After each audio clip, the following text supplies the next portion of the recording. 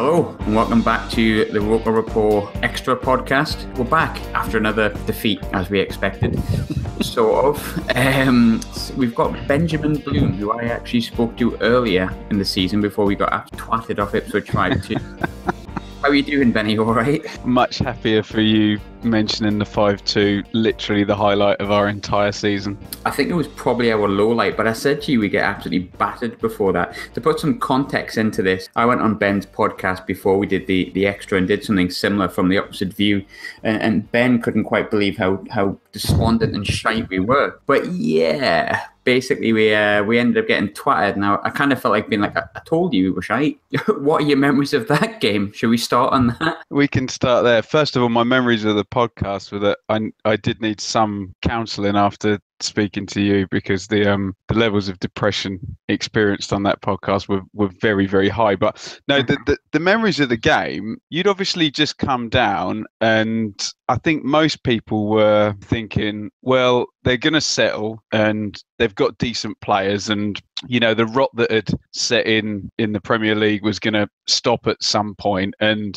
we were kind of thinking, okay, good time to play because it's a Tuesday night, and you know, Grayson hasn't kind of got sorted. And yeah, it turns out I was wrong about all of those things. And I mean, I'm sure you'll fill me in as we go through this chat about how the rot has transferred from Premier League down into the Championship. But yeah, and it was the one game, I mean, maybe it was just because you guys weren't at it, but it was the one game where we actually played some football, and Mick had just gone to this 4-2-3-1 formation for the first time, and he just started all of Selena, Waghorn, McGoldrick and Garner, and it all clicked. And for one evening, I kind of thought, wow, you know, we could be onto something here. We could be free-flowing, attacking, 4 forward guys on, and this is going to be great. Obviously, we lost at home to Bristol City 4 days later, which put paid to that. But I suppose my biggest memories, Waghorn really announced himself. He was absolutely brilliant in that game.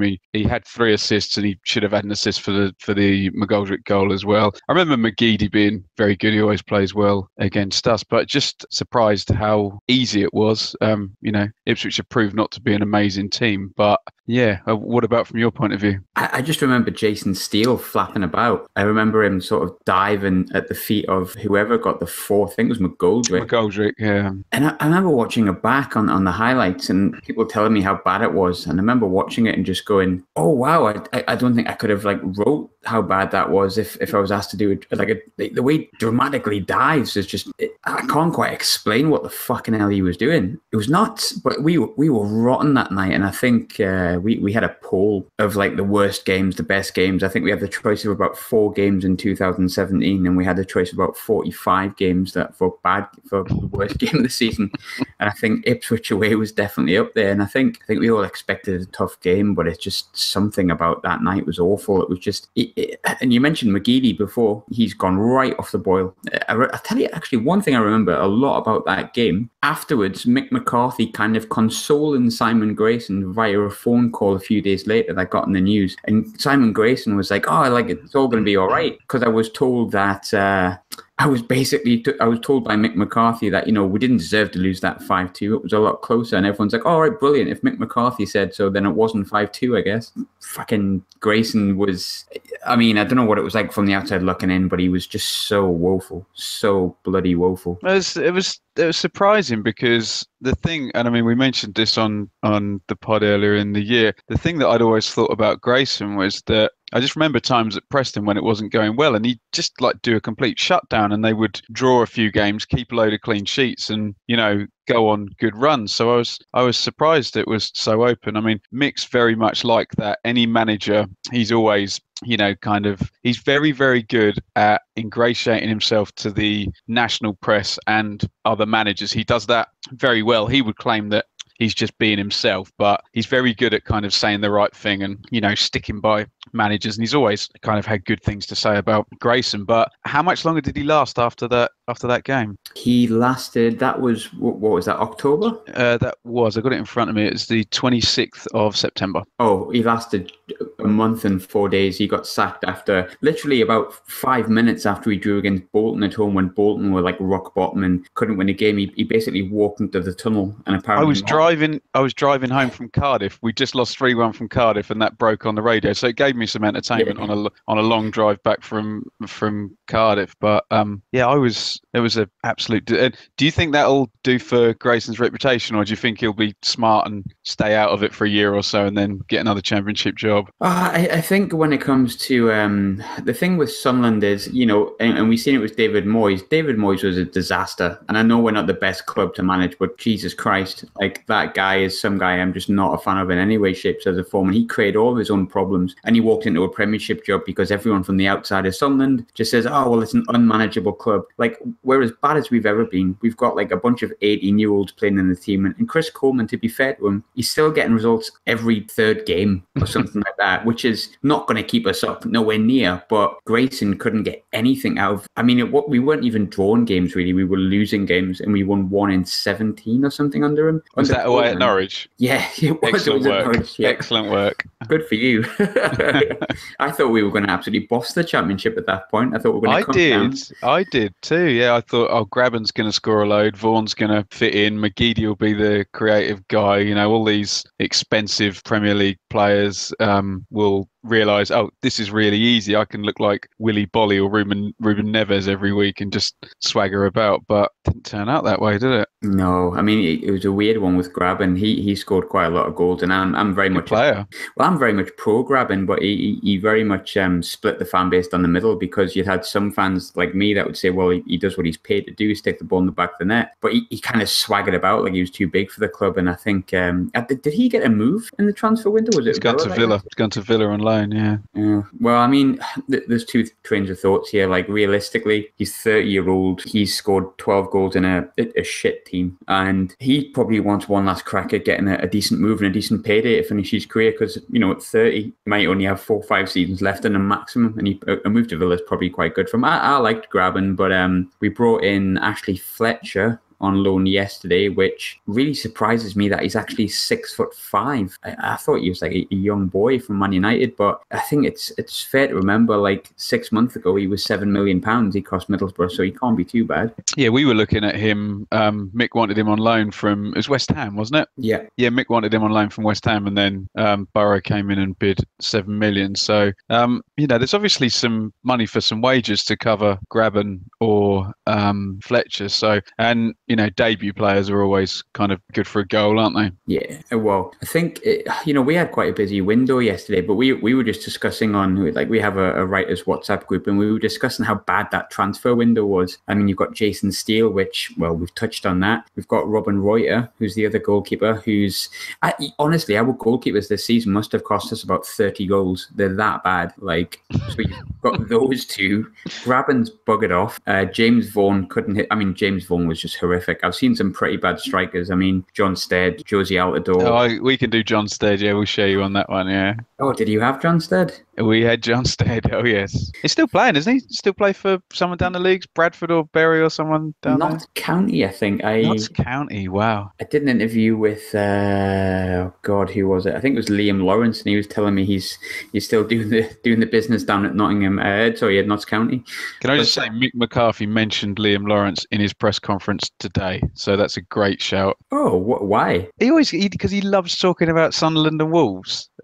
He got asked today, how did he reflect on his time at Sunderland, and he was talking about how back then you could bring in Gary Breen or Liam Lawrence, and it would make a big difference, to your team, and he's kind of bemoaning the fact that you apparently can't do that now. I mean, we were discussing this today at work, and I obviously live in Glasgow, and was speaking to my manager who's a Rangers fan, and we were talking about transfer fees. Now I said, we've got loan players in, surely there must be someone available for a bit of money. But he went, 6 months ago, Sonny Aluko went to Reading for 7 million, mate. The money's gone mental, and you've got none of it. And it was just like, when you think of the money that people spend these days, he's probably right. I mean, the good thing with McCarthy is I've interviewed a lot of players from Mick McCarthy's time, and Danny Collins, Liam Lawrence, Andy Welsh, and not one of them have had a bad thing to say, and they all say pretty much the same thing. It's almost boring, what you're going to get, because they just say very honest bloke, like suited him as soon as he came in the door. And I think before Coleman came in, and I mean I love Chris Coleman. I think he's unfortunately I don't know what he can do with this shit pit of a team, but I think before that, I would have been quite happy with even maybe McCarthy coming back. And I know I'm going to get shot at for that, but yeah, I thought he was all right when he was here. He got the club as best he could. Yeah, I mean, he got asked about it earlier in the season, and I think his reply was something to the effect of, "Oh, if the timing was right, of course I'd go back to Sunderland." But just going back to what you were saying about the players, he's just quite a clever operator, and you can see why players would like him. He just kind of obviously says the right thing at the right time to whoever needs to hear it. Do you know what I mean? Yeah, I really like Mick McCarthy, but the funny thing about Mick McCarthy is I honestly feel, Sesame Street? I don't profess myself to be an expert, but go on. Well, I was an avid fan as a young boy, and I used to watch it, and he always reminds me of Beaker. If anyone watches Sesame Street, or if you don't watch Sesame Street, or you didn't, Has Beaker got a monobrow? He's got a monobrow, like a kind of red, sort of orangey, spongy nose with this kind of black hair. The black hair's a bit of an off-putter because obviously he's grey as they come, but yeah, he looks an awful lot like Beaker. He even kind of talks like him a little bit. I really like Mick McCarthy, and I thought he took a good part in Sesame Street. But yeah, I'm not sure where I was going with that, but there we are. One thing I was going to ask, I think it's probably top of the agenda on transfer deadline day. I was looking through your transfers, and there wasn't a great deal in January, was there? Oh, didn't you hear? We've taken Neymar from PSG. Lewandowski from no. It's just an absolute kind of pantomime at the moment. So to preface this, McCarthy's contract runs out in the summer. They've not said, both him and Marcus Evans have got this thing where they're not going to tell anybody what's happening. And so we're all trying to guess based on what happens in the transfer window. And there were some rumours about the goalie going to Crystal Palace. That didn't happen. There were some rumours about McGoldrick. His contract is up and we don't have an option on him. There's rumours him going out, and once Bolton got the Gary Medine money yesterday, they came in. And I got a funny feeling if that transfer had gone through a couple of days earlier, I think Bolton would have probably had to stump up the cash. But I think they just kind of ran out of time on that one. So we bought in Gleeson, who's a classic McCarthy signing because he had him at Wolves and, free contract from Birmingham to try and get off their wages. There's a young guy coming from non-league. There's a guy coming from France. Just not a lot really happening. And then yesterday, Mustafa Karayel, who played up your neck of the woods for Middlesbrough, he's come in. So we thought that was the cue for McGoldrick to go because McGoldrick's been playing on the right.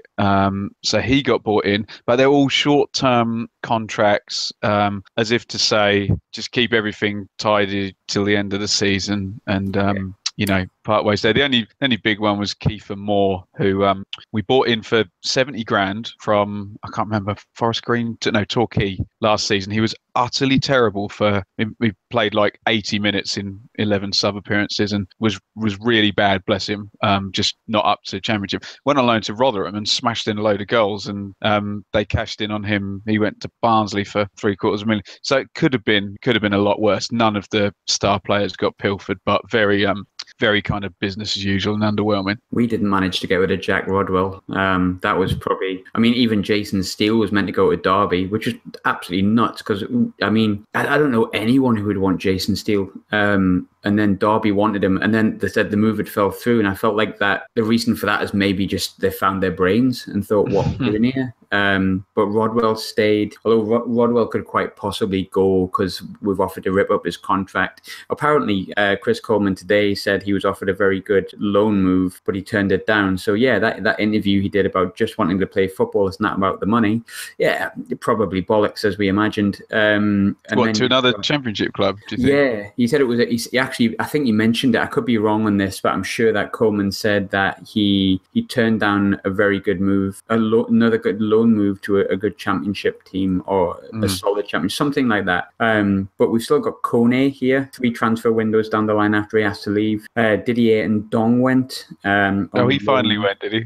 He went on loan to Watford with an obligation to buy, which just drove me crazy. Not because I love Didier and Dong. I actually don't care about Didier and Dong at all. But the situation with Ndong is as follows. Basically, we signed Didier Ndong for 13 million. I would imagine in installments, and we wouldn't stump up the cash for Yanam Vila, who is a class act, one of the best midfielders I've seen at the club in recent times, because his contract was up in 4 to 5 months. And I understand that. They didn't want to sign Yanam Vila because his contract was up in less than 6 months, and it was the Russians were waiting to get a bit of money, and they were asking something extortionate. And I understand buying someone with, in installments who was young. But the problem you've got is that we've wasted money right, left, and centre. So why we decided to be careful with the guy that we knew was good and risk it on the 21-year-old, and a season and a half later, and he's gone on loan to bloody Watford. It's not exactly a step up. I mean, it is a Premiership, but I mean, if you're signing someone at the age of 21 and he's going to another Premiership club, for him to have done well, you want him to be going to a club that's actually on the up, and Watford seem to be coming back on the way down with the manager being sacked and all that. It's just a mess. Our recruitment's terrible. It has been for seasons on end. What do you think of Fletcher then? Ashley Fletcher? Yeah. You know what? I'd love to form this opinion on him, but it's got to the point where the players we signed recently, I'm just like, who have we signed? You know what I mean? Who is this guy? There's a guy from Liverpool we've brought in, and one of the lads at work's a Liverpool fan, and he'll watch the youth teams, and he said he's a great player, but I mean, we signed Lee Camp as a goalkeeper. I know nothing about him. Oh, he's played hundreds of games, Lee Camp, hasn't he? Well, we wanted Lonergan. That was basically done, as far as I'm aware, and there was a hurdle I think we couldn't get over. Whatever that may be, I don't know. But we basically just needed a new goalkeeper. I mean, Jordan Pickford with like half an arm would have probably been better than the 2 useless buggers we've got right now. But it's not been great. I just got Fletcher up, Graham. Sorry, yeah. I mean, he made three starts for Borough, 13 subs, 1 goal, 1 assist. So it would be 446 minutes, but virtually all in sub things. So it would be pretty hard to form an opinion on that. Yeah, I mean, the thing with Fletcher, I guess, is that he's a big boy, 6'5", he's young, athletic, is from what I've been told, and obviously he's highly rated. I mean, 7 million is probably in the realm of crazy transfers, but he must have something. And I mean, we've lost Vaughan, we've lost Graben. I mean, I say we lost Vaughan. It's like, we didn't really lose anything with Vaughan going, but you can't really rely on Joe Lasora, who I think's 17, 18, I think 18, and Josh Madger, who's 18 as well. You don't want to be resting your, out of fairness to them, and not that they're not good enough, but you can't be saying to 2 18-year-olds, go and keep us in this league. It's just not fair. It's too much pressure. Absolutely. Talking about sort of Ipswich, I've been looking through sort of your form. I always keep an eye on Ipswich. We discussed this before, and I always bring it up. I wrote an article about it. I remember I always hated Ipswich because they broke my heart in '98 when I was like 11. 2-0, yeah. I never forget that. Bloody Alex Matthew, ex-Mag, David Johnson missing a penalty. I remember like it was yesterday. My dad came in really drunk and launched a loaf of bread at the TV trying to hit David Johnson. It was traumatic as an 11-year-old, but there you go. But I was looking through your results, and it's weird. The more I've been doing these extra podcasts, the more I've been looking back at the last 5 results. It's kind of a thing I like to do. I think that gives you a good judge of form. And every team's just all over the shop. I'm like, oh, they won last week. Oh, they drew. And it's like, there's no team apart from Wolves that are just like hammering everyone. Like, how's your form been recently? It's all over the shop, it seems. Yeah. There's been, obviously we scored a load of points. They won the first 5 games on the trot. So they scored an absolute ton of points to begin with, and then picked up another couple of wins in September against Sunderland and Bolton. So they had 7 wins by the end of September, and then there was another little period end of November where they won 3 out of 4. Other than that, it's been very kind of very sort of patchy. The last 5 games, the problem has been since we beat Forest 4-2, the goals have just completely dried up. Lost 2-0 against Middlesbrough, beat Reading 2-0 in one of those weird McCarthy games where Reading had 87% possession and we had 4 shots, and Waghorn sent in a couple of free kicks, got them 2-0. In those last games, we have played Wolves twice and lost 1-0 to them twice. Fulham, we lost. I mean, if you look at them, we played Wolves, Leeds, and beat Leeds, Fulham, Derby, and Wolves twice in the last sort of 8 to 10 games. So it has been a hard run. And if you look at the next ones coming up, Sunderland, Burton, obviously Norwich is an outlier. That's form out the window. Cardiff will be hard, but then Preston, Hull. So maybe there's an easier run. I wasn't worried until this period, only because there's just been a couple of games. We drew 0-0 at home to QPR and 1-1 at home to Bolton, and both games went back to last year where they were just dirge. Both teams playing direct, and you get these passages of clearance, header, slice, clearance, throw in, clearance, header. We get that, but we don't get the clearance. But we normally get like long ball overhead, fast little striker that nobody knows in behind O'Shea, bottom corner. That's what we normally get. At the Bolton game, Graham. I don't mind watching Ipswich lose if the other team, play through them and it's entertaining. But when the football is just awful and both teams, I just end up yelling at the pitch like a madman. And that was one of those games where it's just like, can any of you 22 guys not pass the ball for the proper championship stuff? So a couple of those have come back in. And if I'm being really negative, we beat Leeds. Leeds had a guy sent off after like half an hour, 32 minutes or something like that. And we ground them out and beat them 1-0. So even the one win in that period was against 10 men. So it's not been very good recently. And obviously Waghorn has dried up since he got to 10 goals in double quick time and then just stopped. Oh, is it?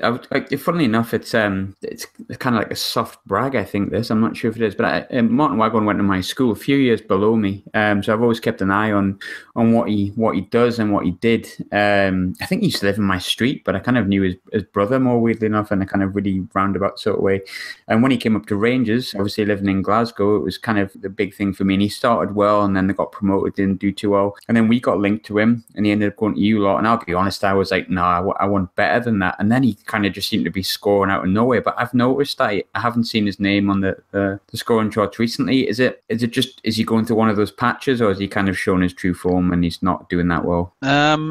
Difficult to say. So there's a couple of theories. There's a horrible theory that players come to Ipswich with kind of freedom and start well, and then they get Mick McCarthy'd and they end up more worried about tracking the midfielder back and putting a shift in, as he says. Yeah. I remember Grant Ward scored a hat-trick on his debut when we signed him, and you kind of think, wow, this is going to be amazing. And he kind of got micked. But what I will say is, even though his goals have dried up, he has actually been one of the most important players. He since the goals did, I think his last one was in November, he's basically set up all the other goals from his free kicks. And I think his drop in form coincides with the team kind of reverting to real kind of McCarthy cautiousness. And even though he hasn't been scoring, I'm looking down, he's set up or had a hand in most of the goals, but a lot of them have been set plays. Hopefully it's not that he looked a really good player, and obviously in that he was fantastic against you guys, and we thought we'd got a real good one, but it'd be good to see him start banging the goals in again. Although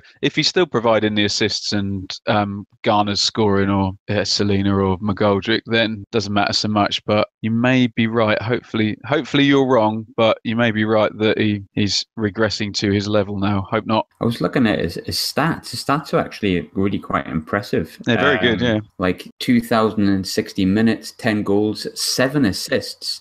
And most of those are from really good corners and free kicks as well. And then you've got Joe Garner on 9 goals as well, and Selena's on 7. Selena's only 21 though. I didn't realise he was that young. Oh, Selena's he's a Man City loanee who would probably be about their 50th choice player, but is easily Ipswich's kind of most. I wouldn't say he's Ipswich's best player, but definitely one. A few of his goals have been like 25-yarders and dribbling around guys and smashing them in. But obviously, he spent the first 2 months getting McCarthy'd and you know, bless him as well, because he play. I always feel sorry for these guys that play down the same side as where the dugout is, because he gets shouted at by a lot of people from the bench down there. But I think he's kind of bought into the spirit of it, and I think the way these guys have got to look at it is like Tom Lawrence came last year. He got 11 goals, 11 assists. He was really good, and he's probably got a really nice paying contract from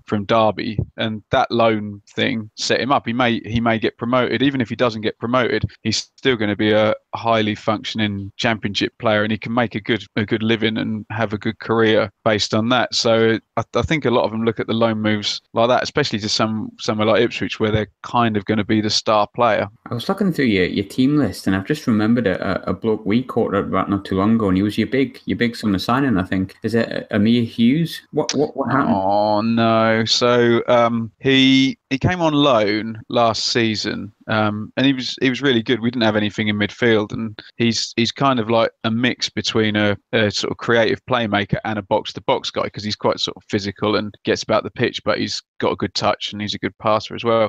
He started the season mysteriously injured. We were told he wasn't going to be operated on, and he was going to have some strange treatment that Mick wouldn't say what it was. I don't know if it was like the Van Persie horse placenta thing or some Papa Shango healing or some nonsense like that. So he comes back. He comes into the team, plays well because he's a good player, and then just out of nowhere, he's chasing a ball down against Middlesbrough, turns funny, and I think Mick thought it was his hip, but he completely bust. I forget what it was. We've had so many injuries, but he's out. Yeah, and he's out for the season. And just to mention that, Ted Bishop is out for the season. Andre Dozzell is out for the season, and Emir Hughes, and they're all centre midfielders as well. So just had that whole section of the team completely ripped out. So yeah, I was excited about Emir Hughes, but maybe next season, hey? Yeah, I mean, I'm trying to think of if we could benefit from your midfield being basically all injured. And we just miss it out though, Graham. We just we stick Cole Skews in there in front. He's very clever, and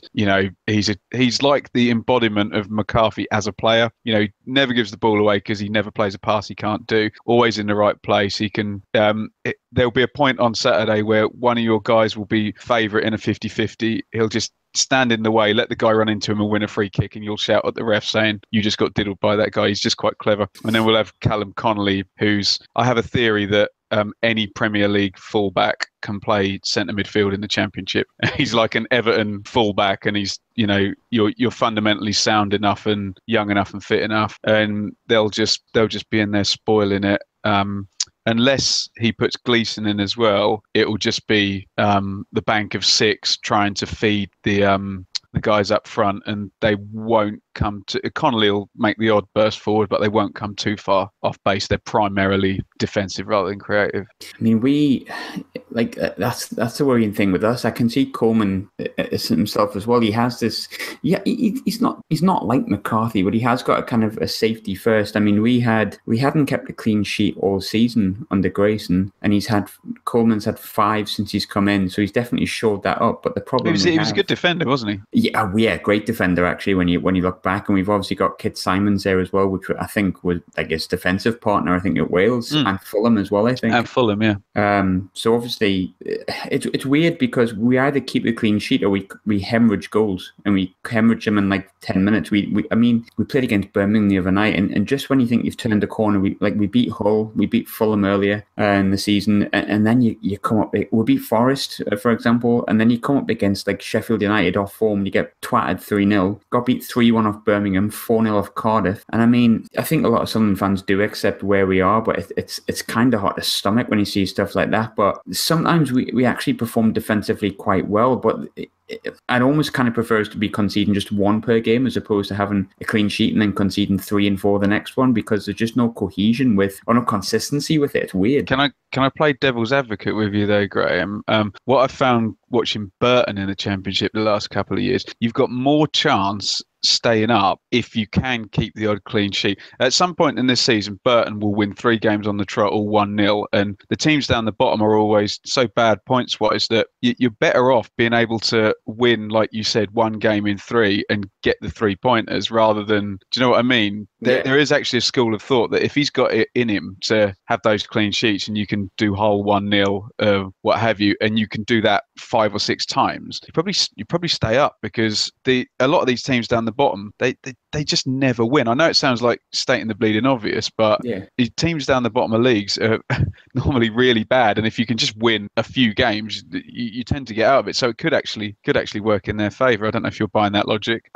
No, I think it's a good logic to have. And I look at the games that we've won. He came in and we beat Burton 2-0. We've beat Fulham 1-0. We've beat Hull 1-0. We've beat Nottingham Forest 1-0, and he's won another game. We actually drew 0-0 at Wolves, which is not sure what happened there. With weirder. And he's won another. I'm sure he's won 5. I could be wrong and get shot for thinking this because I couldn't think who it is. But he's won 2 of the games at home. But most of the games we've won have been like by the 1 goal. And you know what that sounds? That sounds like McCarthy. That sounds like good coaching. You know, when good in-game coaching. Do you know what I mean? When you're in a game, and we were having a chat the other day about all McCarthy's best. If you took McCarthy's best wins as Ipswich manager, they'd all be 1-0 away wins, because they're all games where we've been the underdog and he's been tweaking stuff from the sides, and and then you've snatched a goal and then he's made put the right guys in the right spots. And maybe Coleman's got that in, and from all the ones you decided, like 1-0 away at Forest, or 1-0 at home to Hull, or sneaking one past Fulham. Do you know what I mean? It sounds like good coaching. I mean, with the one thing I am positive about this, there's not a lot that I am, and I think it's got gradually better since we last spoke, if I'm honest, because I didn't see any way out of it. But I'm still I think we're going down. I'm pretty confident we're going down, but it's not because of Coleman. I feel like Chris Coleman's the man we should have had it like a long time ago, but right man, wrong time, because he's just got nothing to spend, bless him. And he doesn't have Gareth Bale anymore, does he? Well, that doesn't help either. No, he's got Joe Lasoro, who never know. But you've got it's like he literally has to play kids, and you know what, the kids have done all right. Like they've done a job, and the likes of people like Adam Matthews have really stepped up. But when you look at the team, I mean, I looked at the team on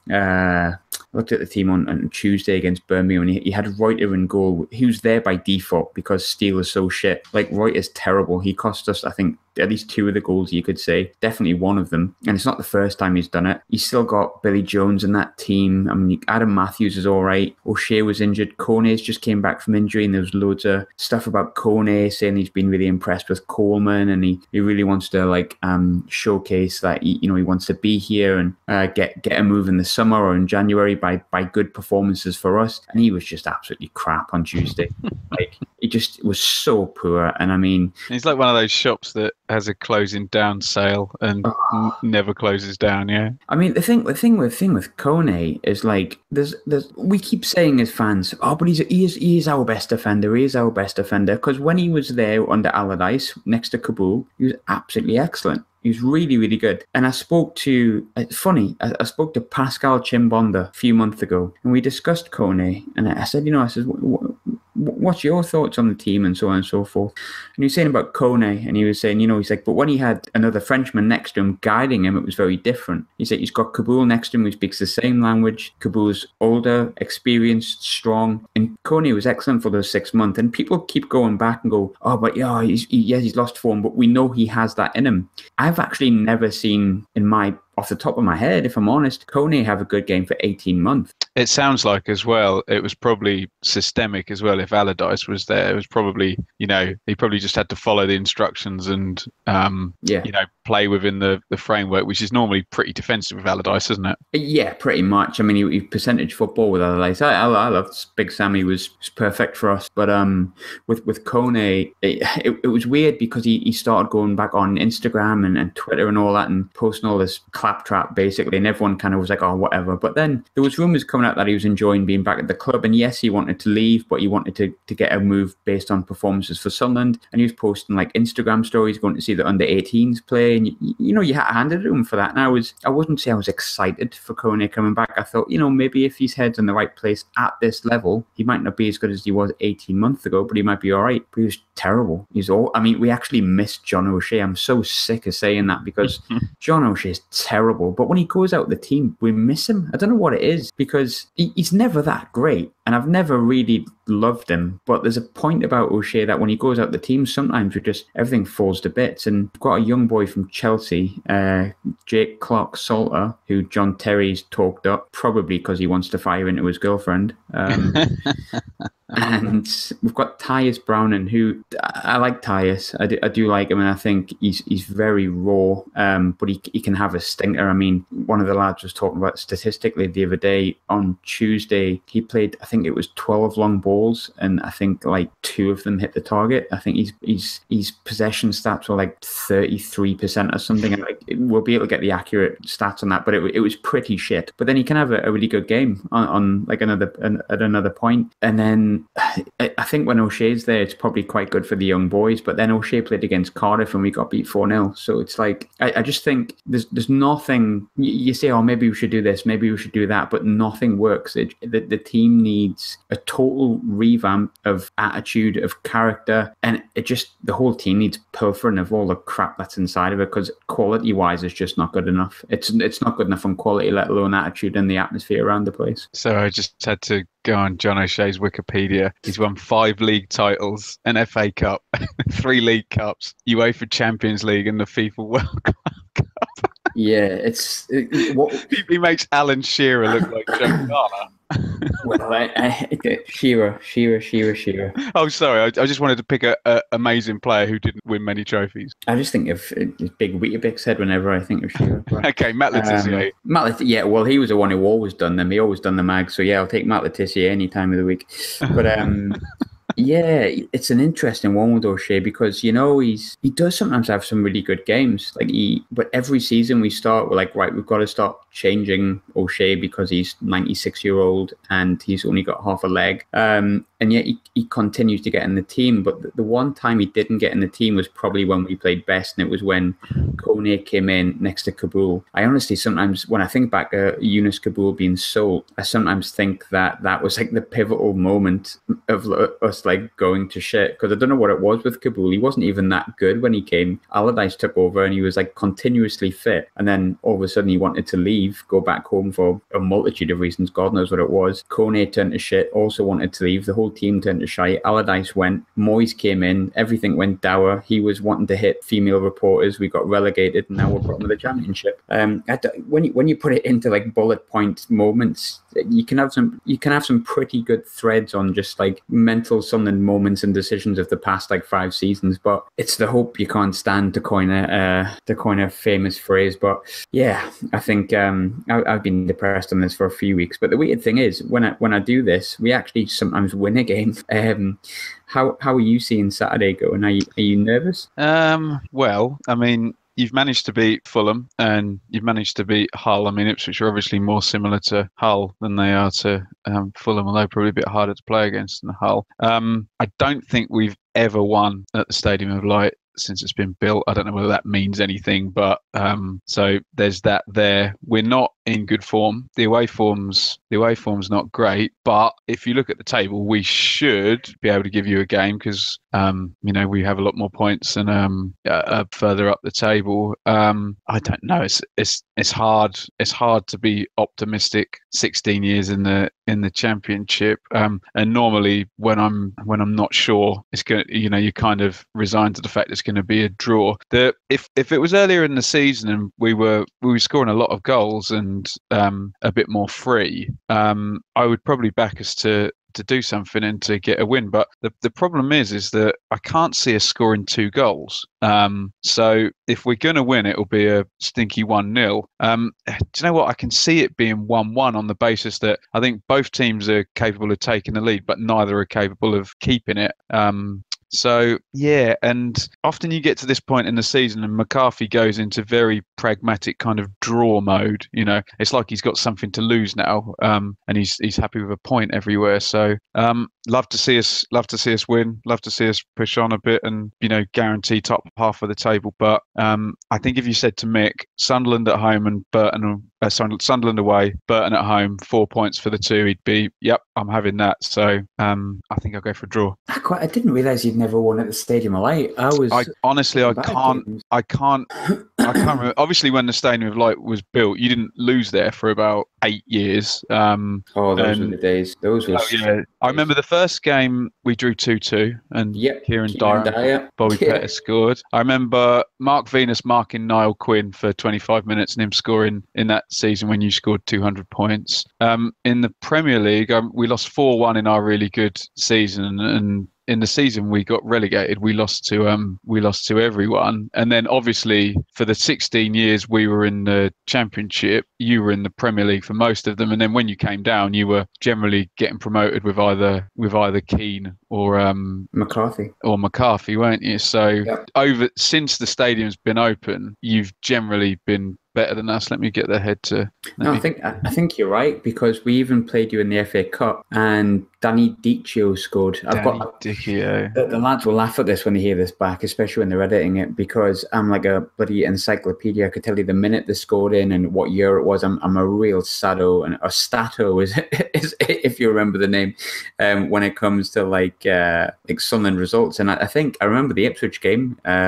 Yeah, we've never won. I've got it up. Yeah, I've got it up here. Never beaten it. And there's a 5-0 in there as well. Oh, when you beat us? No. Oh, yes. Oh, God, the Finnegan George one. Wow. Yeah. January, I think it was, wasn't it? With January 29th December 2001. Yeah. Yeah, I knew it was something like that. We got absolutely battered. I think it was 4-0 at half time or something like that. 4-0 half time, yeah. I wish we'd have played 10 minutes in 4 games rather than that first half, because that was the year we went down, and it's never been the same since. But yeah, we've never. I mean, like I say, if you think about it, Sunderland have generally been better than Ipswich since the stadium's been built. So I was. It's funny. We interviewed Kevin Ball. A couple of lads. We interviewed him a couple of times. Obviously, Bally, absolute legend. Love him. Fantastic fellow. And we were talking about like the time when Ipswich were obviously very good, but you just couldn't quite get over that hurdle. And we were talking about like people that he thought was like the best players that he came up against, and he mentioned Kieran Dyer and Matty Holland from that period. And I remember them both being just absolutely phenomenal. Matty Holland scored an absolute screamer against us in that one where we beat you 2-1 when we got promoted under. Should have been sent off in that game. He was one of the fairest players I've ever seen play, but he had this weird slide tackle in motion where he kind of went in sort of diagonally and he absolutely clattered Alex Ray. And I think that was kind of previous good character, and he didn't get the red card. But yeah, and then he smashed one in the top corner, didn't he? It's an absolute beauty. It pings off the bar. I've just wrote an article about it, and I've just stuck the video on that, unless it gets edited out. But that was we were both good teams then, and it's weird, even though we were both Championship teams, I remember those days like better than some of the Premiership days of recent years. It was both two good, well-drilled teams full of like hard work, effort, and we were talented young teams. And that was in the days like when, like McCarthy says, where you can take Nicky Summerby or Jody Craddock or whoever, and they'll change your team, and you don't have to spend an absolute fortune. And yeah, it was always those two teams up the top there, wasn't it? I remember when you eventually did get promoted, and we'd been there a couple of seasons, and I really weirdly remember Darren Holloway playing central midfield. And I remember fat arse Titus Bramble like running the length of the pitch. Oh my God, that was we thought we had the new Kevin Beattie. Honestly, that was a hell of a goal, wasn't it? Titus was weird. He gets a wrap up here as well, right? But for like 6 months, he was pretty good. But then he got sent off I'm saying 6 months. He was all right for a while. But we beat Chelsea 3-0 at Stamford Bridge, like when they were like champions and they hadn't been beaten at home in seasons. And we had Michael Turner and Titus Bramble at centre half. If he'd have had it switched on up top, he'd have played loads of times for England, because he could play, but he tended to need to have sort of Tony Mowbray next to him telling him what to do. And when he didn't, bless him, he did some. He was like a lovable little idiot, wasn't he? Sorry, Titus, if you're listening. No, but bless him. You knew that there would be a time where, and it wouldn't just be a kind of indiscriminate mistake where he'd completely like swing a volley at a clearance and miss it and fall over, or play a square pass straight to a forward. He just had that self-destruct. And there's certain players who, you just talked about Kevin Ball, who would just never do that. If they played 400 games, they would never ever do that. And that Titus is going to do one every 30 games or whatever. Yeah. It was every other week at one point with us. He got so fat towards the end. There's a photo of him, if you Google it, it's Danny Graham and it's Titus Brown with Danny Graham when he was at Swansea. And I don't know what Titus is doing, but he's huge. I mean, he was never a little lad, but he looks like his gut is just hanging. I mean, not like Julian. I mean, I can't say anything, right? He was still like an athlete. He's still in the better shape than I am, but I'm not paid 30 grand a week. But Titus was that like lovable little idiot. Like, it was like, even the photo, I'm just looking at it just now. I'm like looking at it and I'm just thinking, oh, bless you, just wanted a couple of extra burgers, But Titus was a funny one. But you're right in what you're saying. If he had been a little bit more switched on, because when he was good, Titus was really good, and people were laughing at this, listening back. But there's some bloody games he was brilliant. He was absolutely superb. But as soon as for example, when he first came to us, pleasantly, surprisingly quite good. But then we played Newcastle. We went 2 goals down in the first half, and he just lost his head. And the big problem for him is, as much as obviously I love Sir Bobby, he went into a dressing room with Bellamy, Bowyer, Dyer. He just went to the wrong place. If he'd gone, if he'd had Sam Allardyce manage him, like you said, he probably would have had an amazing career, and then he would have maybe even gone up to I suppose Newcastle was a top 6 team then, but it was still a bit of a train wreck, wasn't it? Yeah, it was. They were quite good under Bobby Robson, as much as it pains me to say. But when talking about Kieran Dyer, I can't believe and you mentioned Lee Bowyer, I can't believe I forgot that fight. Well, we had Lee Bowyer as well. You had Bowyer, so you did. Paul Jules decided to. This is why Marcus Evans never spends any money anymore, because Paul Jules spent so much of it on Jimmy Bullard, Lee Bowyer, and Tamas Priskin and Lee Martin, I think. From Man United, Lee Martin. Yeah, sunk without a trace. Over 2 million. Oh my God, that's pretty. Look, if we spent 2 million today, there'd be an open top bus thing in Ipswich. Do you know what I mean? I think when they bought, and Mick says it wasn't 1 million, but when they signed Garner, if it was 1 million, it was the first £1 million signing in 5 years. So 2 million would be wow, See, I don't get how teams manage that. You see, we moan about like what we spent. We spent 1.25 million on 10 players in the summer, and people said, "Oh, like you spend that money, you get rubbish." But I spoke to a few teams. Like I spoke to a Cardiff fan the other week. Spoke to yourself, and you can spend small money and still make a fist of it in this division. It's not the money you spend; it's how shite your recruitment is, and that's our big problem. I think the issue is that you were talking about the ridiculous fees. I think what happens now is if a player is unproven in the Championship, you can get them for under 1 million or whatever. But the second someone is proven in the Championship, like for example, we've got Adam Webster, who's a centre-half. He's English, he's 22, 23, and he's played 40 Championship games. If he gets up to 100 games, he'll be worth like 5 million. And like if you have a goal scorer, any goal scorer now who scores 20 in the Championship is worth, what do you reckon, 5 million, 8 million, like Hugill straight away. So how much did he go for, Hugill? Because I've just seen that before. 9 million, I think.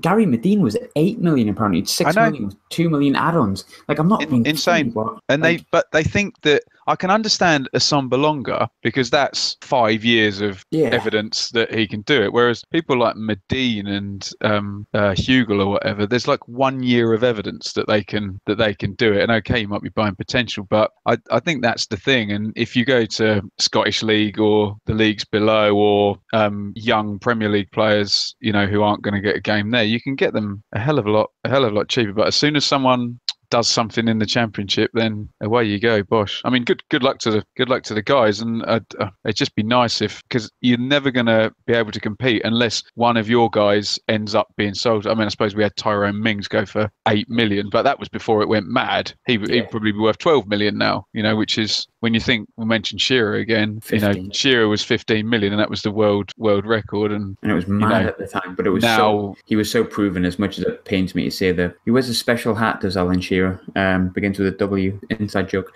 But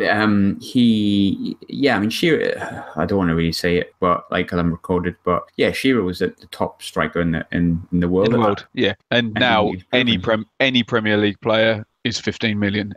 Yeah, if you look at Jordan Henderson, if we're talking about buying potential, Henderson went for 16 million only about 6-7 years ago, maybe.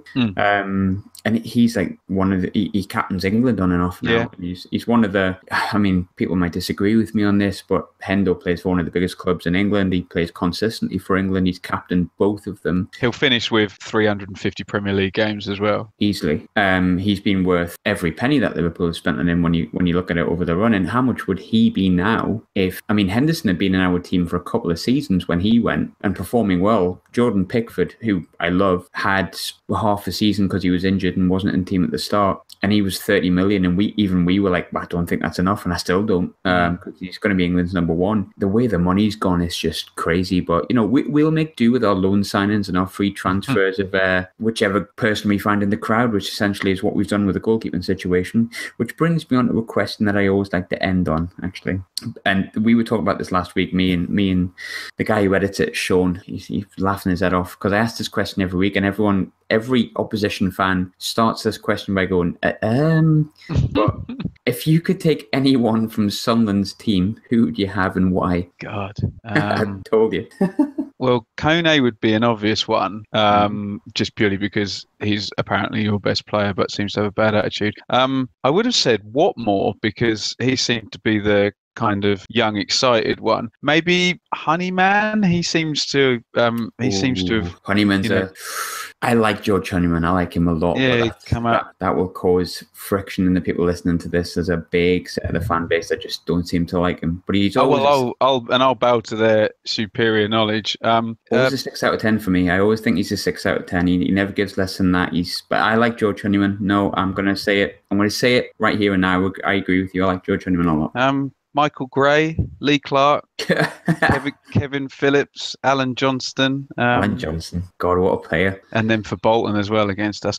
No, obviously you're in the process of dismantling a Premier League squad and building a Championship squad with not very much money.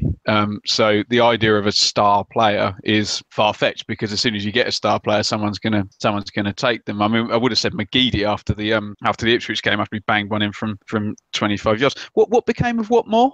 Watmore really unfortunately played 5 games because I'd agree with you. We all really love Duncan and Watmore. He's definitely good enough for this level, probably the Premiership if he just gets his composure a bit better. But he was out for like a year, I think, almost exactly 12 months with a cruciate knee ligament injury. He came back in 5 games and did it again, so he's out for another 12 months. Wow. Yeah, real shame, super shame because he's a great lad as well. Paddy McNair's another one he had a knee injury. He's came back. And I actually don't know what the hell's happened to Paddy McNair. I've just remembered it because we mentioned about knee injuries. But Paddy McNair's another one who's shown flashes of having something. I don't know what, because he doesn't really look like a footballer. But Watmore was the big miss. And I think Coleman would have had plans for Watmore, but the game that he was more or less confirmed, I think it was the game before or something like that, it got confirmed he was going to be out for at least 10 months. And I think that's why he's brought in Kazenga Lawalawa. He wants to play him to the middle. Did actually destroy us for